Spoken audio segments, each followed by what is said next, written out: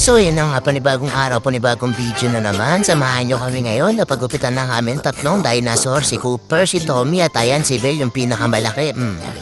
At na-excited na yan, nag-roar pa yan si Cooper. At ito na nga, bit-bit na sila ni Lola, pa yung patulong sa akin, so siya na lang bit-bit. Sige, bala ka dyan la. Gamit natin yan, pan-service yung ating limited edition na BMW 5000cc padjak version. Kaya na nga silang tatlo, ha. At yun nga, papunta na kami doon, ngunit subalit tatapot, nakita ko ang aking inaanak at akin na sinama. Tinanong ko sasama, ayan, sumama na siya. Para makagala-gala, iwe. At ito na nga, papunta na kami doon after few minutes. Papunta na kami din sa pagupitan ng mga dinosaur. At ito na nga, makakarating na kami dyan.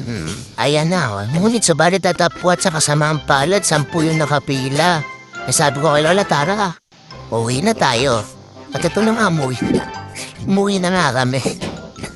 Ayan, baka sanlungkot sa aking mukha, hindi ako makangiwi. Panikagat-kagat lang dyan, Diba? At ito na nga yung tatlong dinosaur namin, tamang laro. Ayan, pinapasok namin sa bahay, kaso ay pumasok. At ito nga si Belle, ngiti-ngiti lang, ganyan-ganyan yan. Pero galit na yan, makahanggat yan, roar. Kasi Cooper, tamang chill. Ito si Tommy, ngiwi na naman. Pangit na mukha ko So yung babalik na lang daw kami bukas kasi nga, ang haba ng pila. 10 aso na nakapina dun. Kaya bukas na lang babalik na mahal siguro mga 7 layer. Bukas na daw siya. Okay, tama na explanation at ito na dahil wala akong gagawin na nagbihis ulit ako. Yan, flex muscle kahit puro taba. Ito yung inaanak ko, tamang hintay dyan sa gate dahil sasama daw siya. Sabi ko magbihis muna siya, magpalit ng damit para fresh. Pupunta nga pala kami ngayon sa bayan para bumili ng tokwa, yan.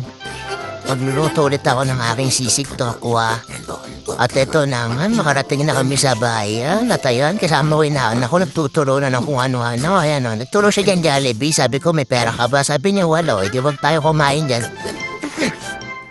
At ito nandito kami sa loob ng palengke, nagre-reklamo pa yung kasi ang baho daw. At pagkatapos namin sa palengke, nagmerienda muna kami, tamang kain sa Gedlin.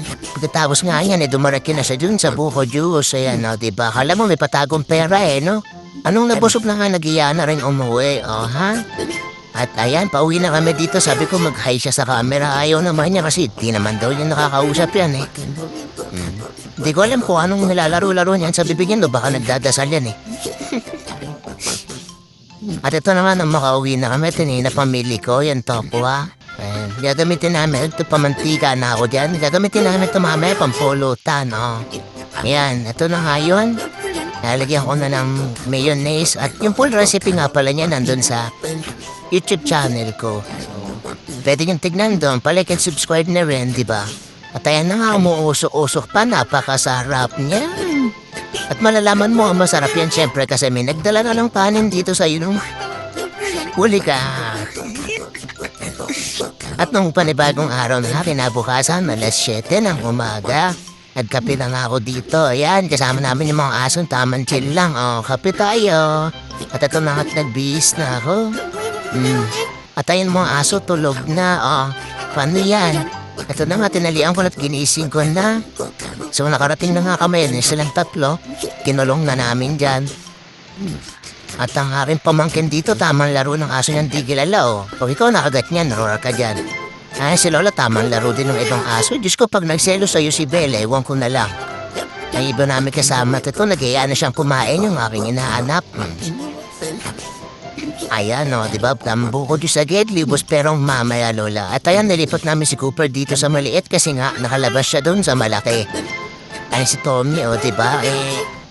Nilipat ulit namin si Tommy doon kasi nakalabas naman siya doon. Pambihira mga aso to. At eto na nga si Tommy, ginugupitan na. Ang daming pinipig sa katawan. Ayan, si Cooper, sumunod na nga siya. Sa wakas, diba, after ilang oras ng paghihintay. At ito si Belle, tinabi ko muna sa akin dahil iyak ng iyak. Diyos ko po naman.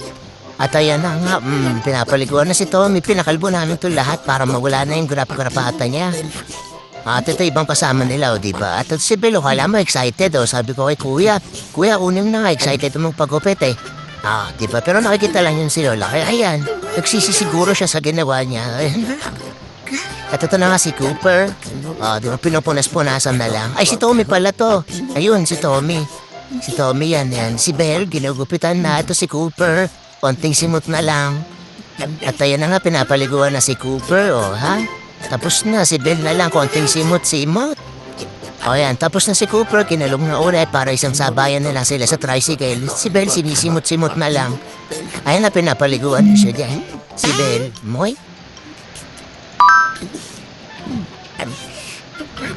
At ayan na nga pagkatapos nila, naging baboy na pinipig na sila at nakauwi na nga kami. Tinawag ko yung tatlo, ayan na nga. Oh, ayan, si Belle, tamang kain na sila dyan. Pinakain ni Lola para daw hindi magtampo. Diba?